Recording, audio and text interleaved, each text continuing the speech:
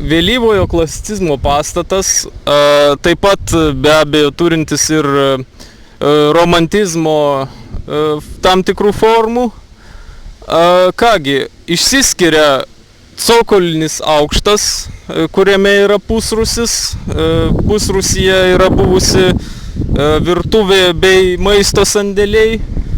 Taip pat išsiskiria portikas priekyje išsikišęs su dorėninio tipo, dorėninio orderio kolonomis ir abako plokštėmis viršuje.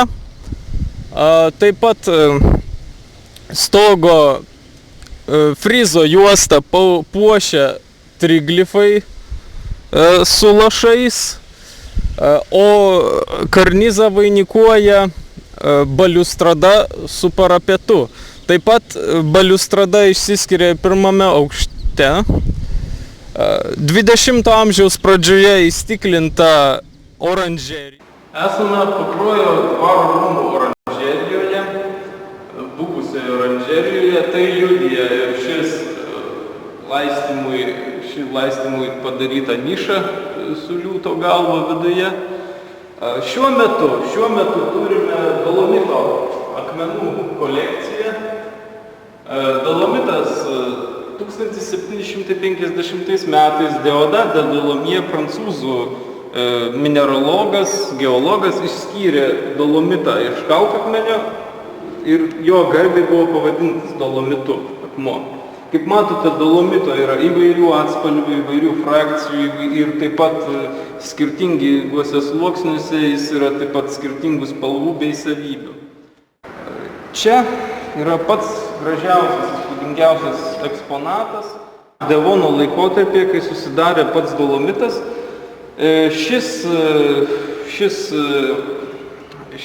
tai buvo koralas. Štai, o šiuo metu tai yra tokia koralinės sandaros dolomitas. Taip pat, kaip matote, atsispindi kristalėliai mažučiai šituose dolomito akmenyse. Kaip matot, taip pat turime akmenų su druskų kristalais ant jų. Dolomitas taip pat, kaip ir daugelis kitų medžiagų, reaguoja su aplinka ir taip jau susidaro tokie dariniai. Šis akmuo buvęs jūros dugne ir po kurio laiko iškilęs susidarė štai šitokie įvairūs piešiniai. Karstiniai reiškiniai mažiau gresia mūsų rajonui negu Biržų arba Pasvalio, nes Biržų ir Pasvalio rajonuose yra minkštas gipsas, o šito kieto dolomito nesugeba išplauti vanduo. Klovainių apatinis Svitos sluoksnio dolomitas. Iš jo yra atstatytas gražus dekoratyvinis tiltas. 2006 metais visai nesenai buvo pastatyta tokia aukų dėžutė, skirta tilto priežiūrai. Na ir čia gali turistai bei lankytojai, taip pat ir vietiniai žmonės gali aukoti šio tilto priežiūrai.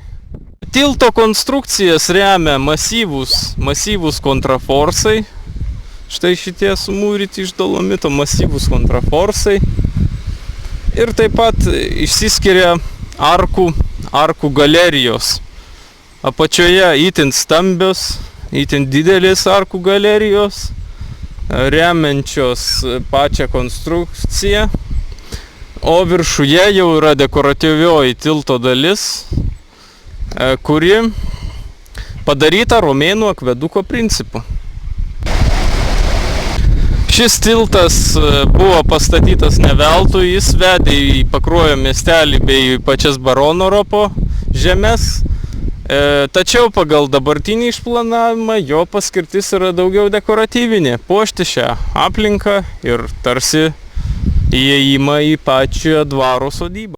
Kaip matote, sedovinės durys tikriausiai įdėtos nuo pat statybų pradžios. Ir taip pat duris rėmina štai šitas karnizas. Tokių karnizų matysime ir daugiau, nes rūmai yra buvę anfiliadinio stiliaus, tai yra praėjimai buvę anfiliadinio stiliaus. šiuo metu rūmai koridorinės stilius. Prašom užeiti į vidų. Galime išskirti štai vieną iš sienų dekoro būdų, ovalinė, pusovalinė siena. Šitose nišose stovėjo savo laiku Bertolio Torvaldseno skulptūros, deja, didžioji jų dalis arba muziejuose, arba pagrobtos. Esame baronų Roko darbo kambaryje. Deja, šiuo metu nėra nei baldų, nei buvusių giminės paveikslų. Kas išlikę, tai yra buvęs židinys, sovietmečių perdarytas į pečių. Na, išlikę originalūs kokliai. Taip pat šiame kambaryje turime parodą Stasiui Ušinskui, Pakruojo vitražistui, Lietuvos vitražo pradininkui. 1937 metais Paryžiuje pasaulinėje parodoje laimėjusiam aukso medalį. Taip pat Lėlių teatro vienam iš kūrėjų Lietuvoje. Visose rūmų kambariuose išliko originalios medinės langinės, spėjama uosio arba ąžuolo.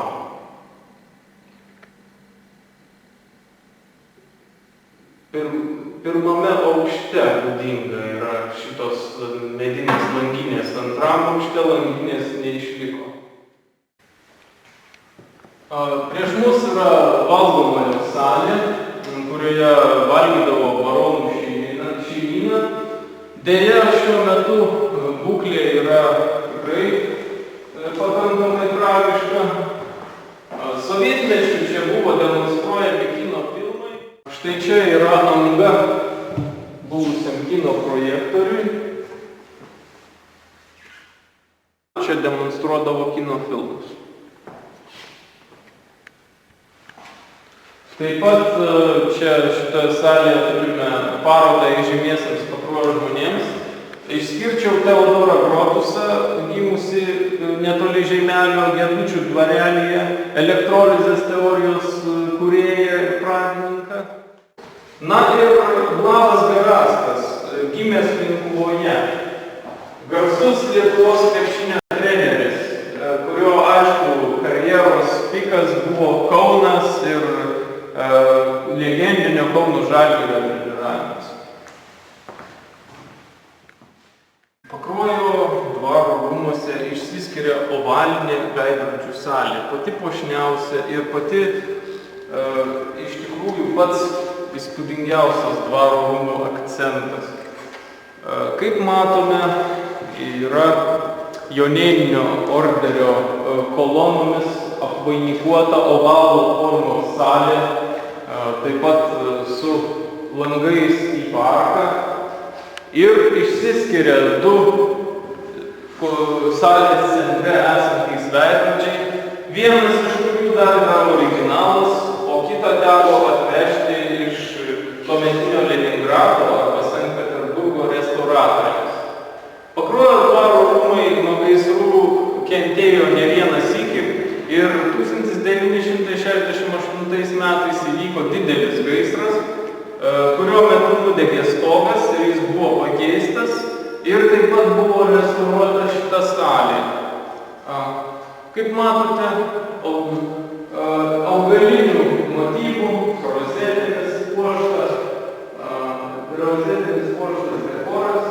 Taip pat išsiskiria šviestuvas, kuris deja yra trumpesnis, tačiau vienintelis originalus išlikęs šviestuvas. Taip pat itin puošni yra antablemento juosta, kurią dekoruoja augaliniai motyvai bei įvairios kitos dekoratyvinės juostos. Antablemento juosta štai šį. Taip pat šioje salėje išlikęs originalus parketas, išlikęs originalus parketas, kurį ir sovietmečių technikumo mokiniai taip pat vaškuodavo. Štai originalus parketas, viduryje saulutė. Ir dar taip pat, kas išsiskiria ir ką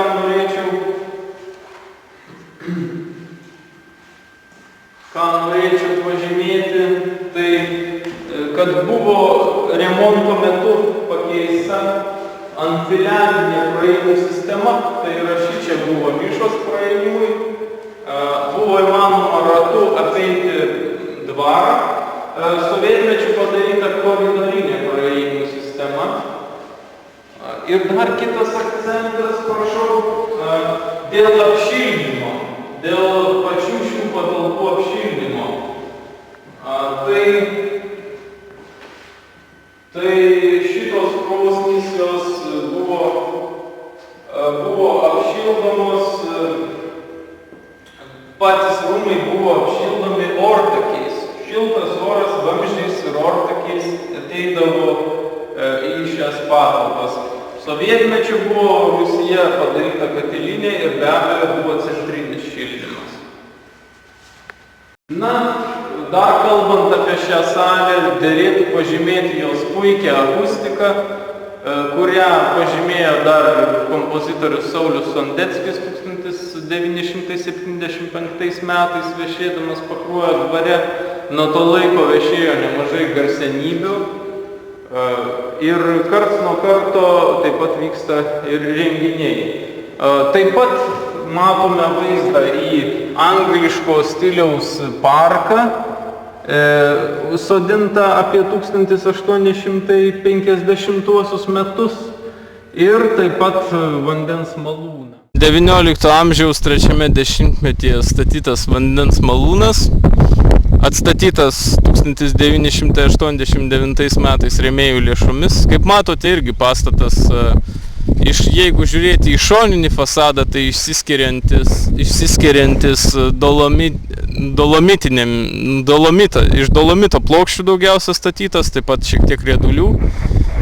Jeigu žiūrėti į fasado priekį, taip pat išsiskiria pilestrų, simetriškos pilestrų jungtis remiančios ant ablementą, taip pat graži frizo juosta puošta triglifais, bet be lašų, taip pat gražūs trikampiai frontonėliai nedideli, balta pailga karnizo juosta, taip pat įėjimai į rūmus, arkinės, tokios nišos ir gražios durelės. O štai čia yra lentelė, kad vandens malūnas atstatytas iš labdaros lėšų 1989 metais. Taip pat remonto metu 2001 metais buvo sumontuoti du dideli vandens malūno ratai. Tačiau dėja jie dabar neveikia, nes yra nusukioti vožtuvai, kurie reguliuoja vandens tekėjimą šliuzais.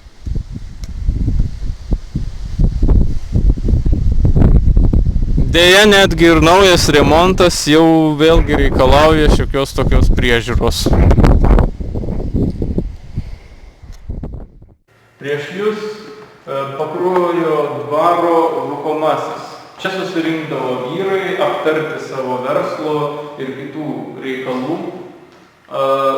1902 metais baronas Ropas vadovavo Pakruojo kredito unijai. Na ir be abejo čia vykdavo jų posėdžiai. Kas išsiskiria pačiame kambaryje? Tai be abejo karnizas į buvusį anfiliarinį praėjimą bei puošni ant ablemento juosta, tiek arkivaras, tiek frizas su herbo motyvais ir raktais, bei puošni augaliniais motyvais puošta karnizo juosta. O štai čia prašom pasižiūrėti Pakruojo dvaro senuosius vaizdus nuotraukose. Štai čia senasis dvaras prieš restauraciją. Senasis dvaro tiltas prieš jo restauraciją. O štai čia jau yra pačio senojo dvaro nuotraukos. Dvaro oranžerija, kurioje augo ir vynuogės, iš kurių buvo daromas vietinis vynas. Pagrindinė salė. Taip pat rūkomasis kambarys. Štai ten, kur durys, anksčiau stovėjo židinys. Ir taip pat, aišku, buvo papuošta ampyrinio stiliaus baldais šitas kambarys. Štai čia, kur šitos durys, anksčiau stovėjęs židinys. Na ir taip pat viena iš Bertolio Torvaldsono skulptūrų, vieno iš jo mokinių skulptūra Venera, kuris stovėjo Pakruojo dvaro rūmuose. Jeigu kalbėt apie meno kolekciją, tai didžioji dalis Pakruojyje buvusių kolekcijų pateko į muziejus. Štai čia yra Pakruojo ir Šeduvos valdytojo barono Ropo herbas. Štai jo regalija. O šis herbas yra baronų Rozenropų. Rozenropai tai yra latviškoji baronų Ropų pusė. Šis mažutis kambarėlis yra damų garderobo kambarys. Netgi yra išlikęs spinta, tačiau tai nėra ta originalioji spinta, čia buvęs ir anfiliadinis praėjimas. Pro dvaro langus labai puikiai matosi penkiaarkis tiltas, pastatytas romėnų arkinių tiltų pavyzdžių bei vandens malūnas. Labai puikiai jų panorama.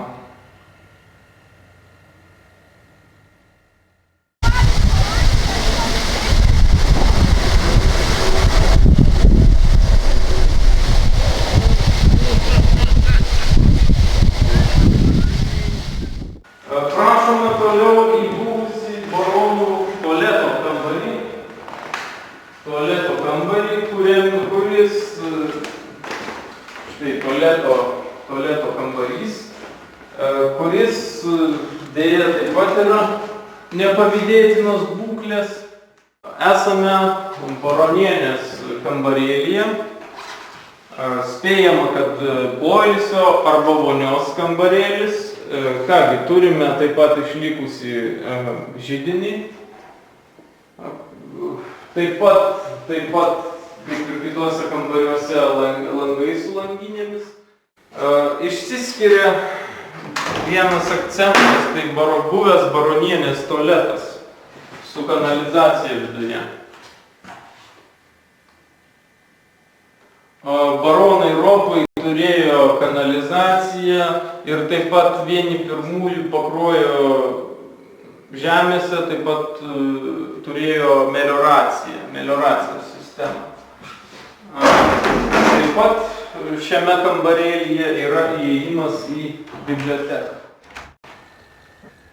Jau Teodoro Ropo laikais įkuriama Pakruojo dvaro biblioteka. Joje buvo iki 4000 knygų. Šiame kambaryje anksčiau stovėjo vargonai ir jais vargonuodavo baronui Ropui einančiam Pogulio miego miestelio vargonininkas. Šiuo metu šioje salėje yra Ekslibrių muziejaus paroda. Tai, kas išlikę iš Ekslibrių muziejaus. Pakruojis yra malūnų kraštas, tai štai šis Ekslibris yra skirtas pažymėti tą detalę.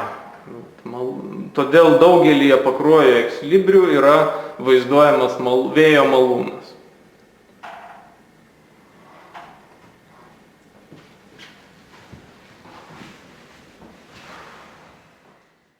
Prieš mus 3 aukštų baronų von Ropų vėjo malūnas. Kaip matome, mūrytas iš lauko riedulių, su viršuje užsibaigiančiu stogeliu nedideliu Be abejo, savo laiku buvo ir girnos bei malūno sparnai, dabar jų dėja nebėra. Kaip matome, priekinis įėjimas išmūrytas geltono dolomito plokštėmis, taip pat ir arkinių, langų bei nišų apipavidalinimai. Dabar dauguma nišų yra užmūrytos. Na tai čia buvo malami grūdai ir apskritai ropų malūnas buvo vienintelis Pakruojyje.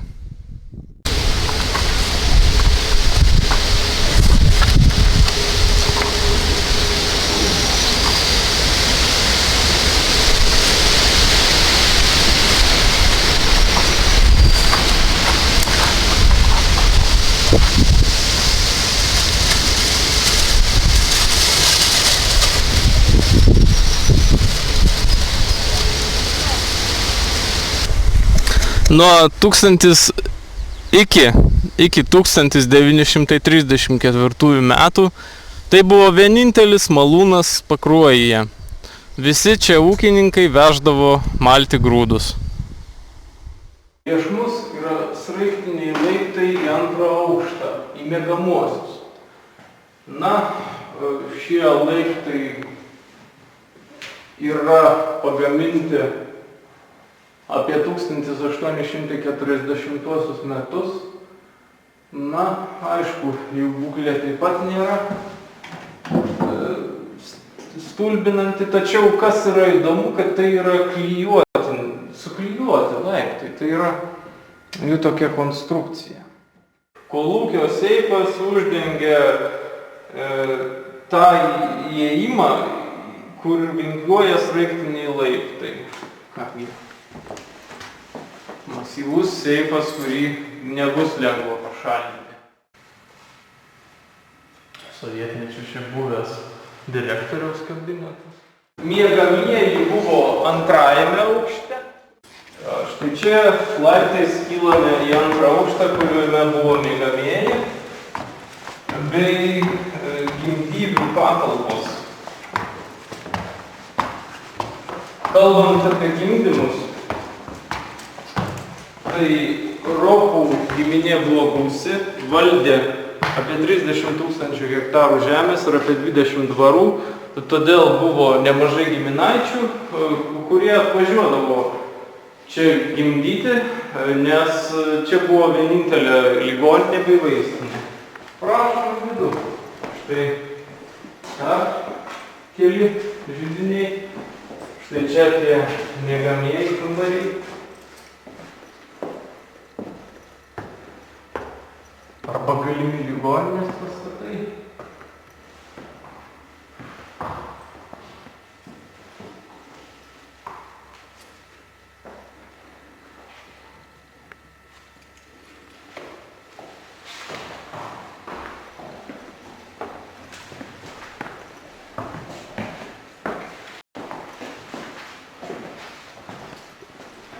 Čia dar vienas didelis kambarys.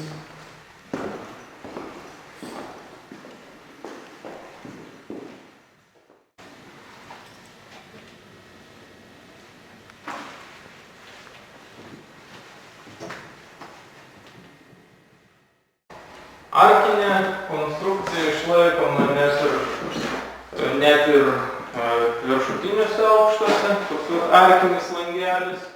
Lubos buvo pinamos iš karnų ir taip pat, kaip sutvirtinimas, o šiaip pačios, aišku, medinės perdangos.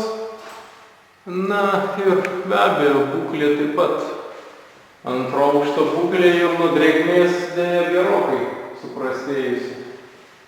Taip pat, kaip matote, pačių židinių sistema tęsiasi. Žemės ūkio technikumo laikais čia buvo įkurtas fizikos ir chemijos kabinetas. Tiesa, tuo metu kabinetas buvo pirmam aukšte, na, o dabar šie suolai sunešti į antrą aukštą. Na ir tai yra sovietinės mokyklos kabineto pavyzdys. O dvaro rūmų funkcionavimo metu tai buvo vienas iš paradinių įėjimų. Tai yra šičia sustodavo garbingų svečių karietos, atvažiuodavamos nuo vartų. Na, o sovietmečiu buvo įsteigtas chemijos kabinetas, vėliau rūbinės. Kągi, būklė taip pat pakankamai apgailėtina. Pakruojo dvaro būklė primena Jono Mačiulio Maironio eilėraštį Trakų pilis, kad pelėsiais ir kerpėm apaugus aukštai, garbinga stovi Trakų pilis. Tai panašiai yra ir su Pakruojo dvaru. Tai va, o štai ir jo būklė. Baigia jau sugriūti iš tiesų. Galima iliustruoti pajudinus.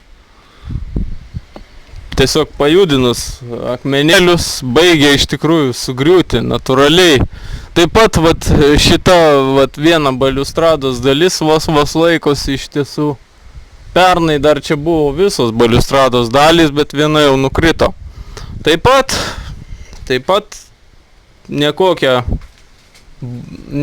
balkono būklė itin akivaizdžiai iliustruoja štai šitą žiojantį skylė. Išbyrėję dolomitiniai akmenys iš viso mūro.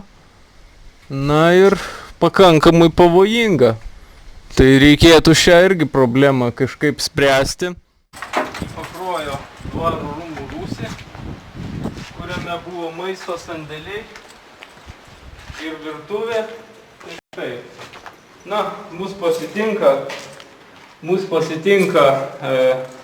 griuvėsių krūvelė, plytų bei baliustrados dalis. Taip pat kiti ūkiniai dalykai. Na, šiuo metu rūsys paverstas nebe maisto, bet nereikalingų daiktų sandėliu. Štai čia prašom uždėti šitą rūsio dalį.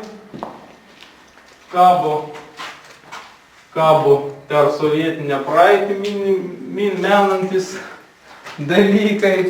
Ir taip pat štai čia yra įėjimas į matosi didžiulė sovietmečio katilinė.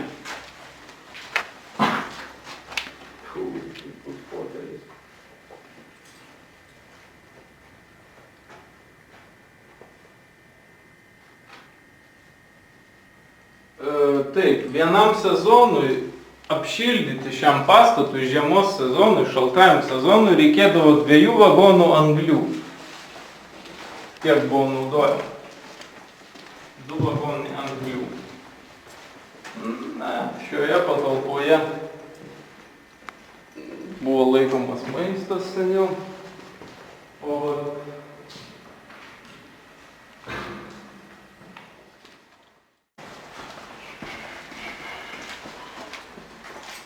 Įeiname į Pakruojo dvaro rūmų virtuvę. Sovietmečiu čia taip pat buvo valgykla bei virtuvė. Pamatysime ją, žiūrėsime atidžiau. Kaip matote, irgi tokios pusarkės praėjimams. Na, o šitais štai laipteliais buvo nešami pagaminti patiekalai į antrą aukštą. Toks kambarėlis padarytas, na, toks pakėlimas padarytas. Tokia laiptų galerija, kuria nešdavo tos patiekalus. O sovietmečiu, kaip minėjau, buvo valgykla.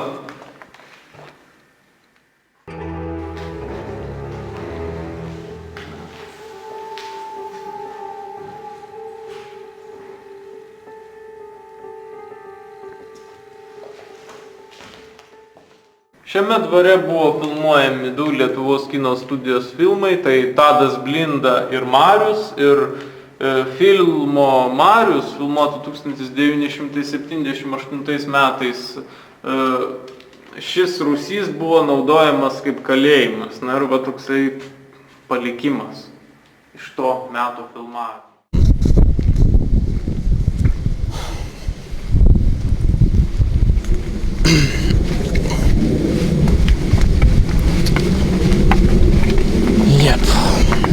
Būklė atitinkama.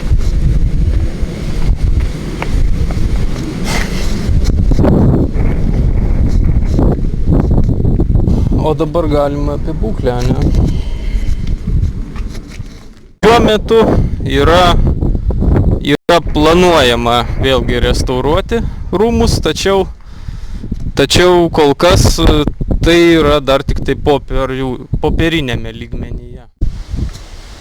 Telieka tik tai viltis, kad greičiau bus įgyvendinami restauravimo projektai. Gauta lėšų pagal FARE programą restauracijos projektui ir dokumentams sutvarkyti. Projekto vykdytojai pakruojo savivaldybės administracija, bei taip pat būsimas operatorius turizmui.